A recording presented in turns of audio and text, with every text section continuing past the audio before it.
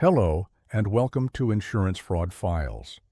Today's case is one of the oldest and most audacious forms of insurance fraud: fake death schemes. From staged accidents to forged death certificates, these cases are built on one dangerous belief: that once a person is declared dead on paper, the investigation ends.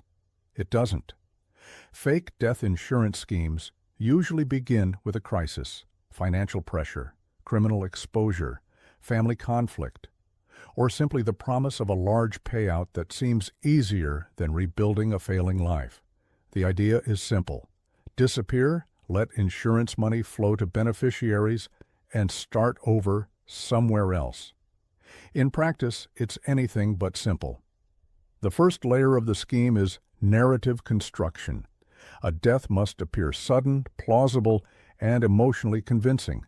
Traffic accidents, drownings, fires, industrial incidents, scenarios where bodies are damaged or unrecoverable are favored. The less physical evidence remains, the better.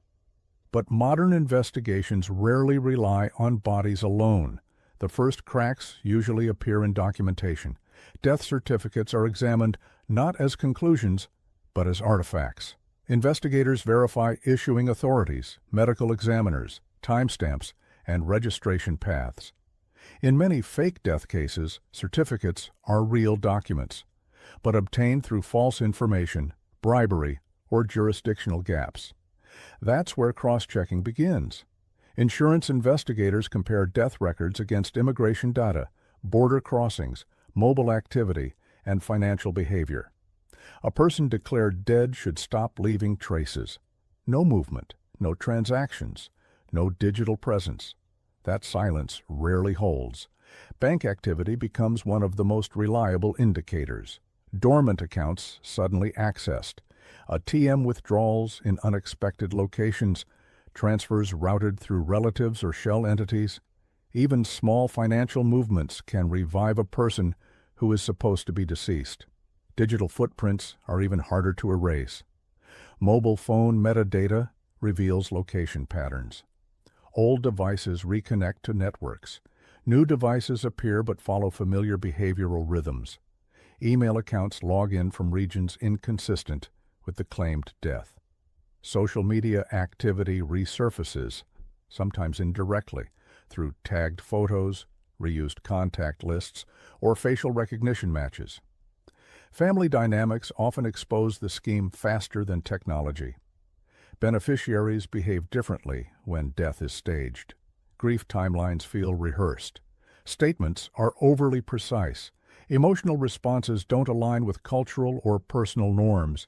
In some cases, family members slip, contacting the deceased, sending money, or coordinating logistics that only make sense if the person is alive.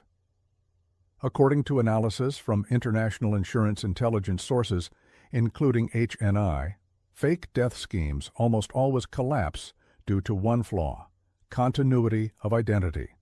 People may change names, locations, and appearances, but habits persist. Fraud doesn't fail because investigators are suspicious. It fails because humans are consistent. In many cases, the exposure comes years later. Claims are paid, files are closed, and then a routine audit, data match, or unrelated investigation reopens the story.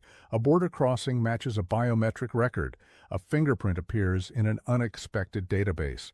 A face matches an old ID photo. The dead return, not to life, but to accountability. Fake death insurance fraud is built on paperwork but destroyed by data.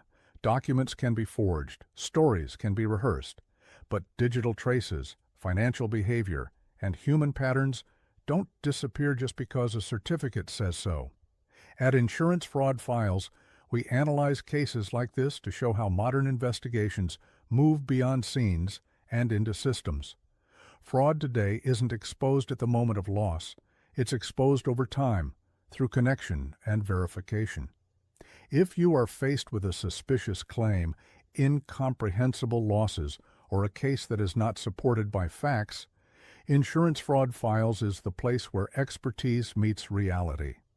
If you need a professional investigation, loss assessment, or expert support in a complex case, do not rely on assumptions. Thank you for watching Insurance Fraud Files. See you in the next video.